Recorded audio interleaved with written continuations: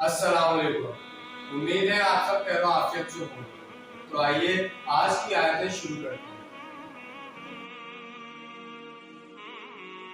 बिस्मिल्लाहिर्रहमानिर्रहीम।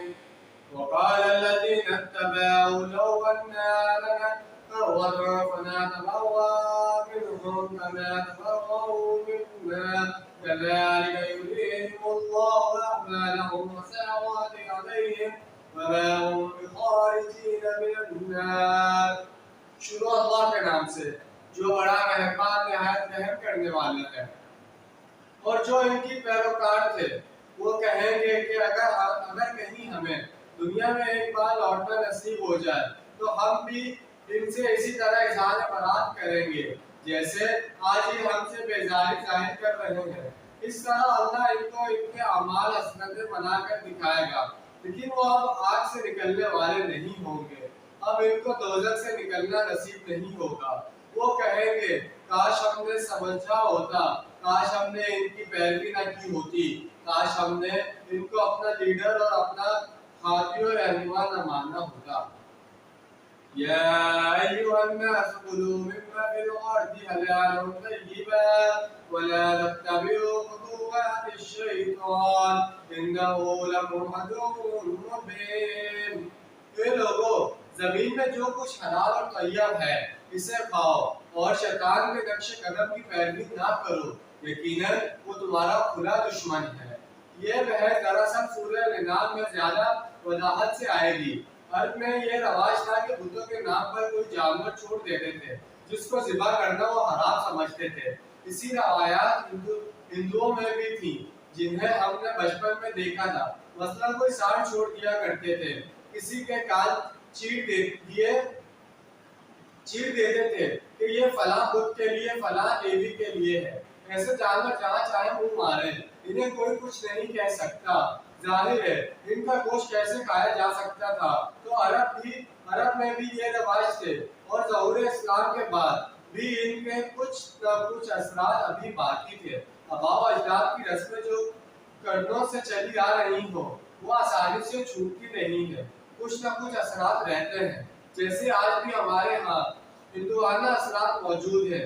तो ऐसे लोगों से कहा जा रहा है कि मुशरिकाना तोहमात की बुनियाद पर तुम्हारे मुशरिक बाप दादा ने अगर कुछ चीजों को हराम ठहरा दिया था और कुछ को हलाल करार दे दिया था तो इसकी कोई हैसियत नहीं।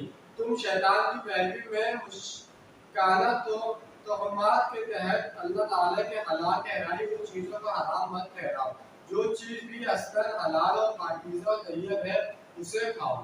इन्नमा यामुरुकुम बिस्सूइ वल फहशाइ व तक़ूलू अला अल्लाहि मा ला तअलमून।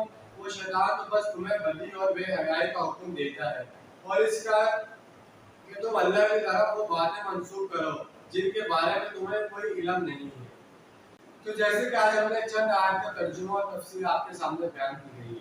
इसके अंदर बताया गया जो मुशरिकीन और काफिर लोग थे वो लोग जब आखिरत के टाइम दोज़ख के अंदर जब उनको डाला जाएगा तो अल्लाह ताला से कहेंगे कि या अल्लाह हमें सिर्फ एक मौका दे दे, हमें दुनिया में वापस भेज दे ताकि हम नेक अमाल कर सकें और हमने जिन लोगों की पैरवी की है हम इन लोगों की पैरवी ना करें, हम सिर्फ और सिर्फ नेक अमाल कर सकें ताकि हम आपको राजी कर सकें।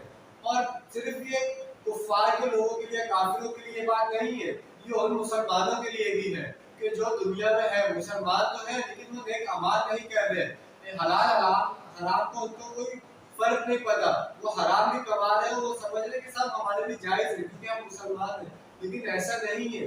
जब आखिरत में उनके भी इम्तिहान लिया जाएगा तो फिर वो लोग भी अल्लाह से ये कहेंगे कि या अल्लाह हमें एक मौका दे दे ताकि हम दुनिया में जाकर नेक अमाल कर सके और जो हमने गलत काम किया उनसे दूर रह सके। लेकिन ऐसा नहीं हो सकता।